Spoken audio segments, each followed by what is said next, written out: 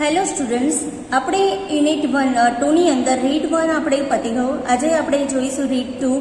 A Palanpur youth reinvent the humble watch. એટલે કે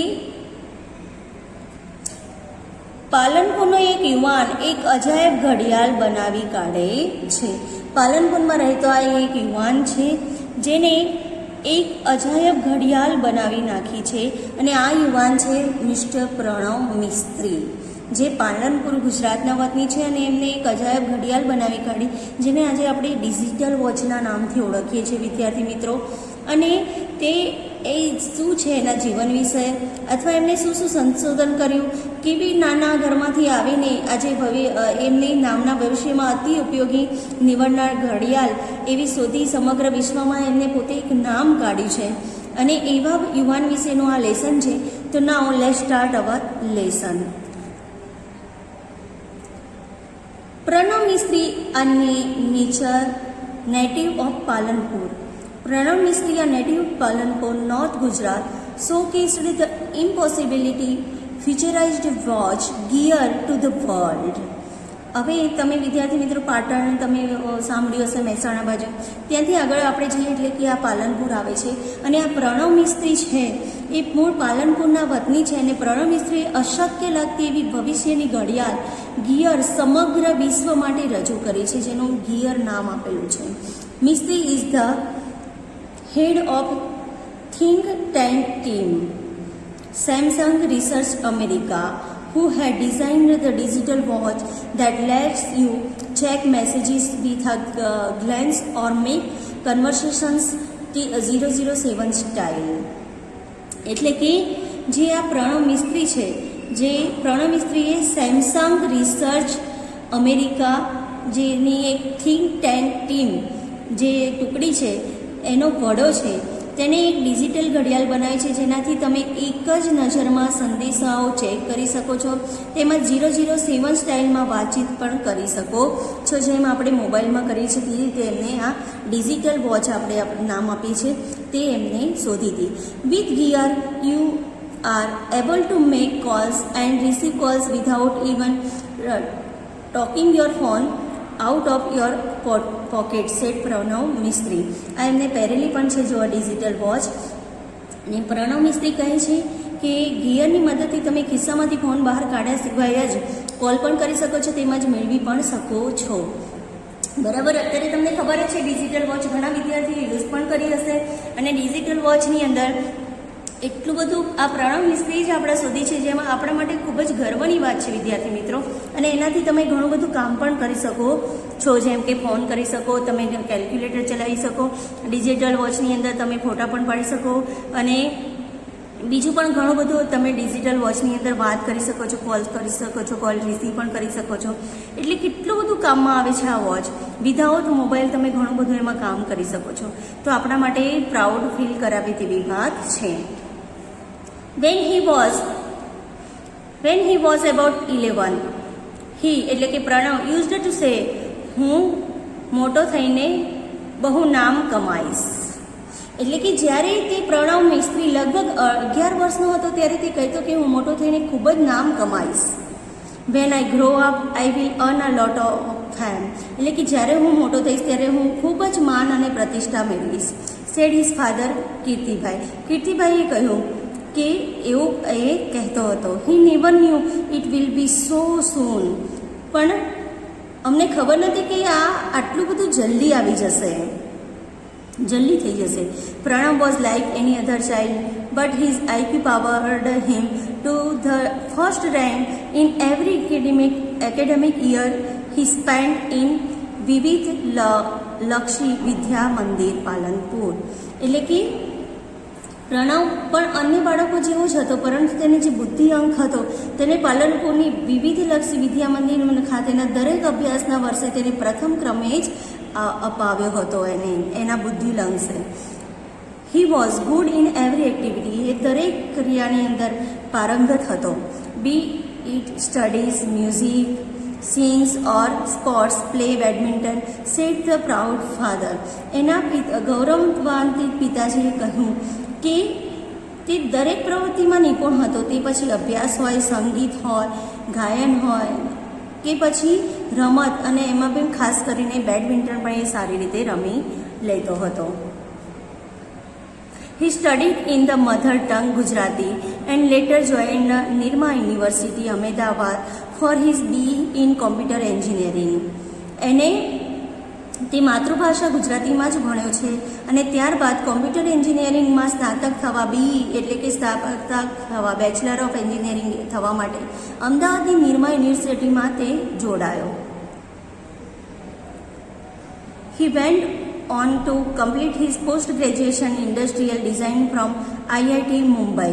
એના પછી તેણે ઇન્ડસ્ટ્રીયલ ડિઝાઇન, ઔદ્યોગિક ડિઝાઇનમાં અનુસ્નાતકનો અભ્યાસ પૂરો કરવા માટે IIT મુંબઈ પહોંચ્યો, which earned him a job with Microsoft in Hyderabad and a President's Award from APJ Abdul Kalam. અને તેનાથી તે IIT મુંબઈ પહોંચ્યો, જ્યાંથી તેને હૈદરાબાદ સ્થિત માઇક્રોસોફ્ટ કંપનીમાં નોકરી પણ મળી ગઈ અને રાષ્ટ્ર પ્રમુખ ડૉક્ટર APJ અબ્દુલ કલામના હસ્તે પ્રેસિડેન્ટ એવોર્ડ પણ એને મળ્યો. He said, from my engineering in computer science to my master, I worked on varied fields like interaction design, robotics, computer graphics, SCI, AI, information graphics, embedded systems, social computing, and the list goes on. એટલે કે એ કહે છે, તેણે કહ્યું કે computer સાયન્સમાં એન્જિનિયરિંગના દાખલ થયો ત્યારથી લઈને, જે એન્જિનિયરિંગમાં તે દાખલ થયો ત્યારથી લઈને અનુસ્નાતક થયો ત્યાં સુધીમાં તેને વિવિધ ક્ષેત્રોમાં કામ કર્યું, જેમાં કે ઇન્ટરેક્શન ડિઝાઇન, રોબોટિક, પછી computer graphics, SCI, AI, information graphics, embedded system, સામાજિક કોમ્પ્યુટર, આમ યાદી તો લાંબી ચાલતી જ રહી, એટલા બધાની અંદર એને કામ કર્યું છે. બરાબર.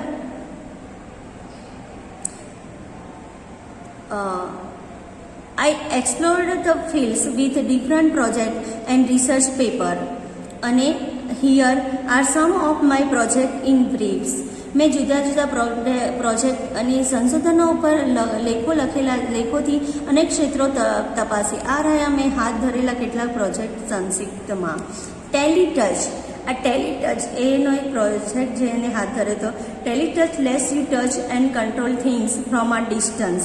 આ ટેલીટચ છે શું થાય છે, દૂરથી વસ્તુઓને સ્પર્શ કરી શકો છો અને નિયંત્રણ પણ કરી શકો છો. જે તમે હમણાં CID જોતા હશો વિદ્યાર્થી મિત્રો, હવે છે ને CIDની અંદર એ લોકો હાથથી આ રીતે કરીને દિવાલ પર ટેલીટચની જેમ બધી આ ડિઝાઇન બનીને અહીંયા હશે ને અહીંયા હશે ને એ રીતે એ લોકો શોધ પણ કરતા હોય છે. તો એ કોમ્પ્યુટર ટેલીટચની શોધ એને કરી હતી. See through your smartphone's camera and control everything you see on the screen by touching it. એટલે કે તમે તમારા સ્માર્ટફોનના કેમેરામાંથી જુઓ અને સ્ક્રીન પર દેખાતી દરેક વસ્તુને તમે નિયંત્રણ કરી શકો છો. Now it can interact with your appliances from a distance in a fun way. હવે તમે તમારા ઉપકરણો અને દૂરથી રમતા ક્રિયા પ્રતિક્રિયા કરી શકો છો. TV, alarm, music player, open the door, turn on that light just by touching it on screens. અને એ તમે ટીવી માત્ર સ્ક્રીનને અડવાથી જ તમે ટીવી, એલાર્મ, મ્યુઝિક પ્લેયર, બારણું ખોલવાનું, લાઇટ ચાલુ કરવાની વગેરે ક્રિયાઓ કરી શકો છો. Just by touching it on a screen. It's simple, એ એકદમ જ સરળ છે. Teletouch lets you interact with your world with touch. આ જે ટેલીટચ છે તમને દૂરથી માત્ર સ્પર્શ કરવાથી તમારી દુનિયા સાથે પ્રત્યાયન કરાવી શકે છે. Sparsh lets you કન્સેપ્ચ્યુઅલી transfer. આ જે સ્પર્શ છે આ ટેલીટચ હતું વિદ્યાર્થી મિત્રો. હવે આ સ્પર્શ છે. Sparsh lets you conceptually transfer media from one digital device to your body and pass it to the other digital device by simple touch gestures. આ સ્પર્શ છે પ્રતિક્ષીકરણથી મીડિયાને સ્પર્શ ચેષ્ટાઓ માત્રથી એક ડિજિટલ ડિવાઇસમાંથી બીજી ડિવાઇસમાં તબદીલ કરી આપે છે. Touch whatever you want to copy from laptop. તમે લેપટોપમાંથી જે પણ તમને કોપી કરવું હોય એને ટચ કરો. TV, smartphone, e books readers etcetera, TV, smartphone, e book reader વગેરેમાંથી કાંઈ પણ તબદીલી કરવા માંગતા હોય તેને માત્ર તમારે સ્પષ્ટ કરવાનો છે. Now it is saved constitutionally in you, અને એ હવે પ્રત્યક્ષીકરણ રીતે તમારા ઉપકરણમાં સાચવી શકાય છે. Next touch the device you want to paste. એના પછી ત્યારબાદ તમે જે વિગત બીજે ચોંટાડવા અથવા લઈ જવા માંગતા હોય તો તે પ્રયુક્તિને સ્પર્શ કરો.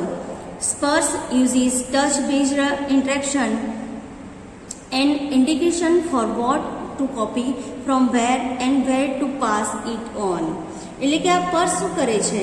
સ્પર્શ એ તમે જે કંઈ નકલ કરવાનું હોય કે જ્યાંથી નકલ કરવાનું હોય કે જ્યાં મોકલવાના હોય તે બાબતને સ્પર્શ આધારિત ચિહ્નો તરીકે વાપરે છે. હવે છે sunflower. Sunflower let's us track the સન. આજે તમે જુઓ છો અત્યારે તો તમને પવન ચક્કિયા સૂર્ય પહેલાં કાચ મૂક્યા અને જેની અંદરથી સૂર્યની ઉર્જા લઈ શકાય છે, તો એક આ સનફ્લાવર છે. વિદ્યાર્થી મિત્રો, તમે જાણો છો સૂર્ય કુકર, સૂર્ય હીટર, આ બધું સૂર્ય ઉર્જાની જે હોય છે એને ટ્રેક કરે છે. તો sunflower lets the track the sun. Sunflower એ શું છે? આપણને સૂર્ય ક્યાં છે તે દર્શાવે છે. પહેલાં તો it is an artificial sunflower. એ શું છે? એક કૃત્રિમ સૂર્યમુખી છે.